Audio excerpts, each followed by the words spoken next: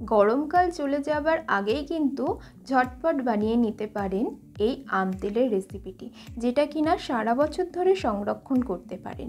আর এটা কিন্তু খুব একটা বেশি রোদে না দিলেও এটা কিন্তু সারা বছরই ভালো থাকবে। এখানে এই রেসিপির জন্য আমাদের সবচেয়ে আগে প্রয়োজন আমগুলো আমরা ভালো করে ধুয়ে নিয়েছি। এরপর এরগুলো কিন্তু আমরা ছোট ছোট টুকরো করে কেটে নিচ্ছি। আপনারা কিন্তু চাইলে এর খোসা বাদ দিতে পারেন, যেহেতু আমগুলো সম্পূর্ণ কচি এই কারণে কিন্তু এর খোসাটাকে আমি বাদ দিইনি। আম কাটার পরে কিন্তু এগুলো ধোয়া চলবে না, এই কারণে প্রথমেই কিন্তু আমটাকে আমরা ভালো করে ধুয়ে শুকিয়ে নিয়েছি। এরপর এগুলোকে আমরা মানানসইভাবে কেটে নিয়েছি। এর জন্য এখানে আমি নিয়েছি লবণ, তেজপাতা, শুকনো লঙ্কা, আদা বাটা এবং সামান্য কাঁচা লঙ্কা। আর এর জন্য আমি নিয়েছি 1.5 কাপ পরিমাণ সর্ষের তেল। প্রথমে কড়াই গরম করে তার মধ্যে আমি দিয়ে দিলাম সর্ষের তেলটাকে। এরপর এর মধ্যে যখন দেখবেন তেল গরম হয়ে গেছে তখন তার মধ্যে দিয়ে দেব কাঁচা এবং শুকনো লঙ্কাগুলোকে।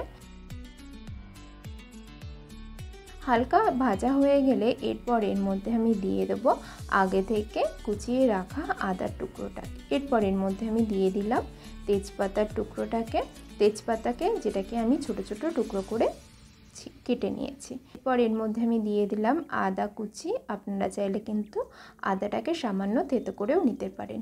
যখন দেখবেন এগুলো প্রায় ভাজা হয়ে গেছে তখন কিন্তু এর মধ্যে দিয়ে দেবেন কাঁচা আমের টুকরোগুলোকে। এটা তৈরি করতে কিন্তু আমাদের খুব একটা বেশি সময় লাগবে না, 10 থেকে 15 মিনিটের মধ্যে কিন্তু এই রান্নাটি আমাদের হয়ে যাবে।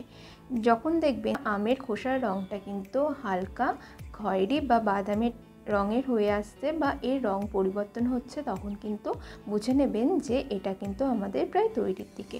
এটাকে কিন্তু আমরা এরকমভাবে রান্না করে নেব 5 থেকে 7 মিনিটের জন্য। দেখেই বুঝতে পাচ্ছেন যে আমগুলো কিন্তু নরম হয়ে গেছে। এই রেসিপিটি তৈরি করার সময় কিন্তু সবসময় লো ফ্লেমে রাখতে হবে, কারণ হাই ফ্লেমে দিলে আমের গাটা কিন্তু পুড়ে যেতে পারে। সেক্ষেত্রে আম তেল খেতে খুব একটা কিন্তু ভালো হবে না। এই কারণে এই রান্নাটি করার সময় অবশ্যই লো ফ্লেমে তৈরি করবেন।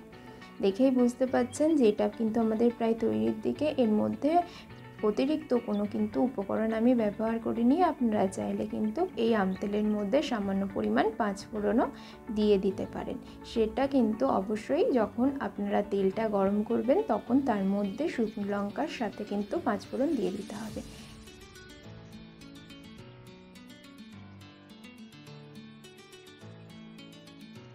পাশাপাশি গ্যাসের ফ্লেমটাকে আমরা বন্ধ করে দিয়েছি। তাহলেই তৈরি হয়ে গেল আমাদের সুস্বাদু আম তেল, যেটা কিনা খুব কম সময়ের মধ্যে আমাদের তৈরি হয়ে গেছে। সারা বছর সংরক্ষণের জন্য এটাকে কিন্তু অবশ্যই কাঁচের শিশি বা কাঁচের জারের মধ্যে সংরক্ষণ করে রাখতে হবে। আশা করি ভিডিওটি আপনাদের প্রত্যেকের ভালো লাগলো।